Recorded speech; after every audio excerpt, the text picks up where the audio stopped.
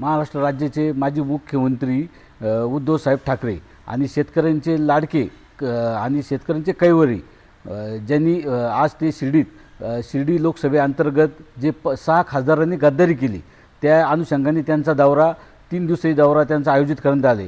त्यासाठी शिर्डी येथे 29 तारखेला सकाळी 11 वाजता ते सिद्धसंकल्प येथे कार्यकर्त्यांचा मेळावा आणि शेतकरी असे एकूण उद्धव साहेबांच्या दौऱ्याचं आयोजन करण्यात आलं आहे। त्यानुसार ज्या मतदारसंघामध्ये या भाऊसाहेब वागचौरला उद्धव साहेबांच्या सांगण्यानुसार मशाल चिन्हावर जनतेने निवडून दिलं आणि प्रचंड मताने 4.5 ते 5 लाख मतं जे उद्धव साहेबांच्या सांगण्यावर या गद्दार भाऊसाहेब वागचौरला पडले, परंतु यांनी गद्दारी केली जनतेची आणि पक्षाची। त्यामुळे पक्षप्रमुखांनी सांगितलं की मी त्या मतदारसंघात येतोय आणि ज्या साहेबांच्या सांगण्यानुसार ज्या मतदारसंघातील लोकांनी मतदान केलं त्यांची मी माफी पण मागतो का इथं येऊन का अशा गद्दारांनी जी चूक केली त्यासाठी मी त्यांची दिलगिरी व्यक्त करण्यासाठी येत्या 29 तारखेला ते शिर्डीत येत आहे।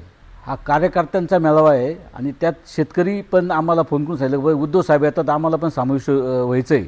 उद्धव साहेबांचे विचार ऐकण्यासाठी आम्ही शेतकरी आणि कार्यकर्ते म्हणून आम्ही सरासरी 3-4 हजार लोकांचा मेळावा आयोजित करण्यात आला आहे।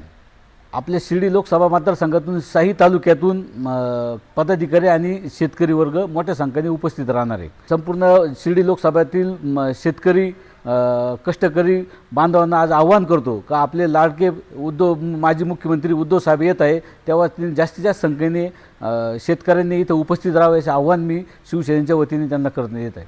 भाऊसाहेब वागचौरे शिवसेनेच्या तिकीटावर दुसऱ्यांदा खासदार झालेत आणि उद्धव साहेबांची माफी मागून पाया पडून त्यांनी लोकसभेची उमेदवारी मिळवली आणि लोकांनी सुद्धा ज्यावेळेस मी प्रचार प्रमुख होतो शिर्डी मतदारसंघाचा प्रचार प्रमुख म्हणून मी 1 महिनाभर त्यांच्याबरोबर फिरत होतो त्यावेळेस लोकांनी जागी त्या सभेमध्येच विचारलं भाऊसाहेब वागचौऱ्यांना की तुम्ही परत गद्दारी करणार का।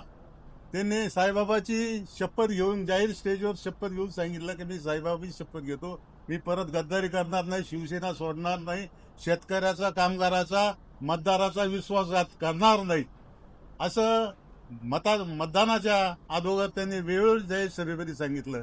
आणि तेच वागचौऱ्यांनी आता शिवसेनेबरोबर तर गद्दारी केलीच, पण ज्या साईबाबाच्या भूमीत राहून साईबाबाच्या नावावर त्यांनी जी माया कमवली त्या साईबाबांना देखील त्यांनी धोका दिला। साईबाबाची खोटी शपथ घेऊन परत एकदा जनतेची फसवणूक केलेली आहे। पुन्हा आज संध्याकाळी शिर्डीमध्ये दाखल होणार आहे, अशा पद्धतीने एखाद्या शिवसेनेच्या वतीने शिवसेनेच्या स्टाईलने त्यांना विरोध करणारच आहेत आणि त्यांचे कार्यकर्ते गद्दार ज्या पद्धतीने सत्कार करतील त्याचा उलटा सत्कार जातीवंत शिवसैनिक उद्धव साहेबांचे सैनिक त्यांचा केल्याशिवाय राहणार नाहीत। आज आपल्या सगळ्यांना कल्पना आहे की महाराष्ट्रामध्ये पुन्हा एकदा गद्दारी कांड घडलेला आहे। या गद्दारी कांडाच्या मागे कोण आहे आपल्याला सगळ्यांना कल्पना आहे, भारतीय जनता पार्टी, ज्याला आम्ही भारत जलाव पार्टी म्हणतो। भारत जलाव पार्टी यासाठी म्हणतो की यांनी पूर्ण भारताचं नुकसान केलेलं आहे, जनतेचं नुकसान केलेलं आहे। आज या ठिकाणी एवढे मोठमोठे शेतकऱ्यांचे प्रश्न असताना सुद्धा यांना फक्त खासदार फोडायचे, आमदार फोडायचे, सत्ता भोगायची अशी प्रक्रिया झाली। खासदार फुटले तर आमचे हे निमित्त मात्र आहेत आणि त्या खासदारांना आम्ही निषेध नोंदवलेला आहे, प्रत्येक तालुक्यामध्ये गटागटामध्ये निषेध नोंदवलेला आहे।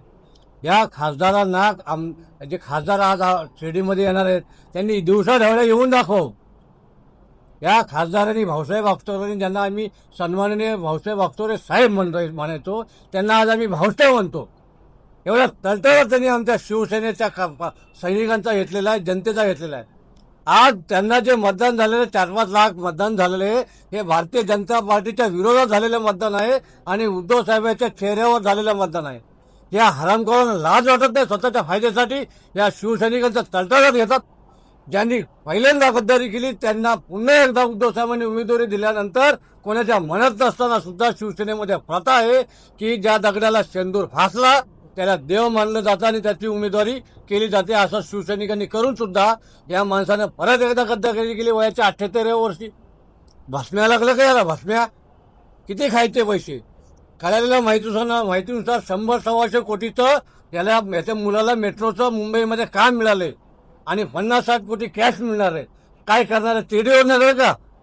तिरडीवर नेणार आहेत एवढे पैसे? उद्धव साहेबांना त्यांनी फसवलं, त्याला तळतळाट भोगल्याशिवाय राहणार नाही. या माणसानं परवाच्या व्हीसीमध्ये कॉन्फरन्समध्ये खासदारांच्या 3 मिनिटांमध्ये 4 वेळा साईबाबांची शपथ घेतली, आईबाबाची शपथ घेतली, आणि आज तो तिकडे गेला नाही का हसतोय. आज शिर्डीमध्ये येणारे ते खासदार भावश्या, त्याला म्हणावं त्यांनी दिवसा ढवळ्या सूर्यप्रकाशात येऊन दाखवा शिर्डीमध्ये. त्याची हिंमत होणार नाही शिर्डीमध्ये दिवसा ढवळ्या येण्याची. आणि विषय राहिला उद्धव साहेबांच्या सभेचा. उद्धव साहेबांची सभा जी आहे ती प्रत्येक मतदारसंघामध्ये होणार आहे, जिथे जिथे खासदारांनी गद्दारी केलेली आहे. त्याचाच एक भाग म्हणून 29 तारखेला सकाळी 11 वाजता आमच्या शिर्डी मतदारसंघामध्ये, या शिर्डीमध्ये सिद्ध संकल्प मंगल कार्यालयामध्ये उद्धव साहेबांची तोफ धडाडणार आहे. त्याचबरोबर त्या ठिकाणी संजय राऊतांची तोफ सुद्धा धडाडणार आहे.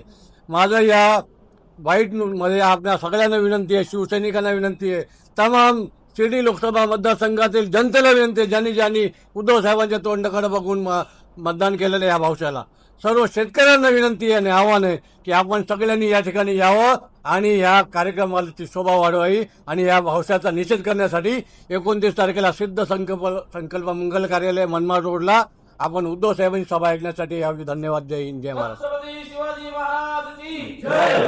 तुम्ही म्हणताय की दिवसा ढवळे येऊन दाखव, मात्र शिंदे गटाचे जे आमदार आहे अमोल खताळ ते म्हटले का आम्ही त्याची ढाल बनणार. अरे कशाची त्याची ढाल? सॉरी, चुकीचा शब्द आला.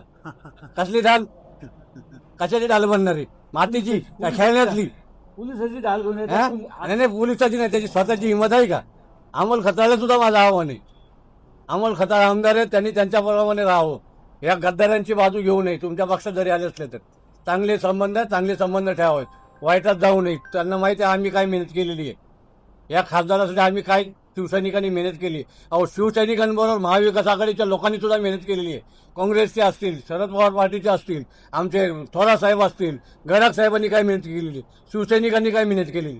हे सगळ्यांच्या मेहनतीवर या माणसाने पाणी फेरले स्वतःच्या वैयक्तिक फायद्यासाठी, आणि ते पण शेवटच्या दिवसांमध्ये.